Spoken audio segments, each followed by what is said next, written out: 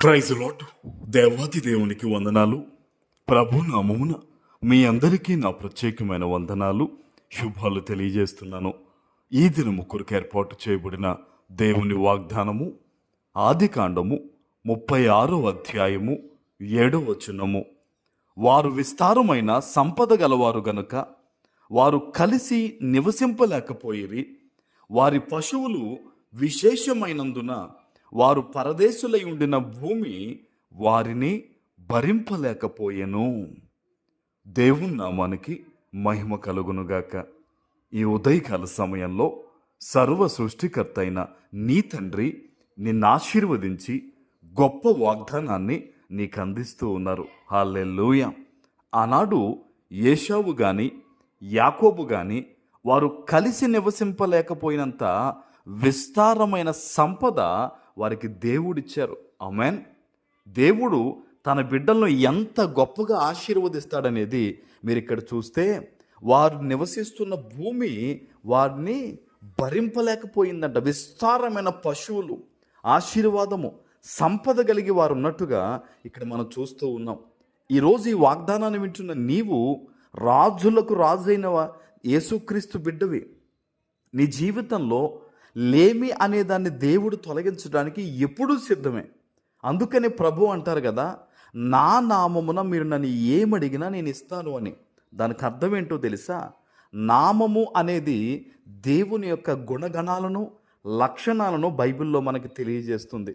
అంటే వాగ్దానాన్ని వింటున్న నీవు దేవుని పోలికగా మారి దేవుని గుణములను, దేవుని లక్షణాలను నీవు కలిగి నువ్వు ఎప్పుడైతే ప్రార్థన చేస్తావో ఆ ప్రార్థన దేవుడు వెంటనే ఆమోదిస్తారు. ఆమెన్.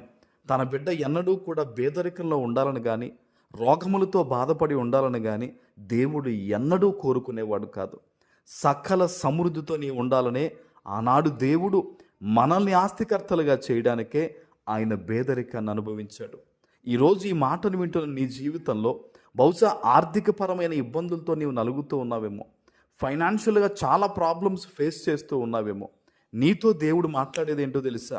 నువ్వు నమ్మకం కలిగి దేవుడు నీకు అప్పగించిన ఉద్యోగము కానీ, వ్యాపారం కానీ, బాధ్యతను కానీ నీవు నమ్మకంగా నిర్వహిస్తూ ప్రభు నామములో నీవు ప్రార్థన చేస్తే దేవుడు నీ కొరకు నూతనమైన ద్వారాలు ఆయన తెరుస్తారు. ఆమెన్.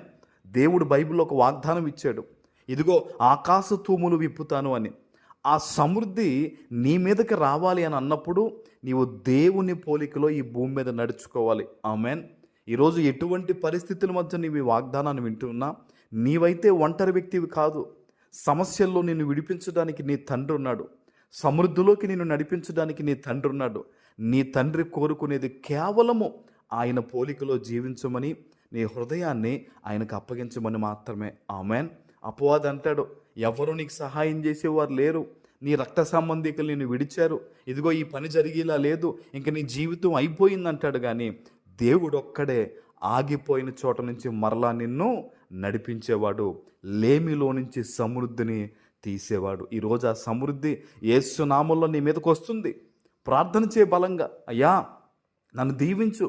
ఆనాడు ఏశావును దీవించావు, యాకోబుని దీవించావు, ఈరోజు నన్ను కూడా దీవించు ప్రభువా అని నీవు మోకరించి దేవుని సన్నిధిలో ప్రార్థించు. దేవుడు తప్పకుండా నీ విశ్వాసాన్ని బట్టి నిన్ను ఆశీర్వదిస్తారు. ఆమెన్. ప్రార్థన చేసుకుందాం. పరిశుద్ధుడ, ప్రేమ కలిగిన తండ్రి, మీకు వందనాలు. ఈ ఉదయకాల సమయంలో మీరు ఇచ్చిన ఈ గొప్ప వాగ్దానము ప్రతి బిడ్డ జీవితంలో నెరవేర్చి స్థిరపరచమని యేసు నామమున ప్రార్థిస్తున్నాను తండ్రి. ఆమెన్.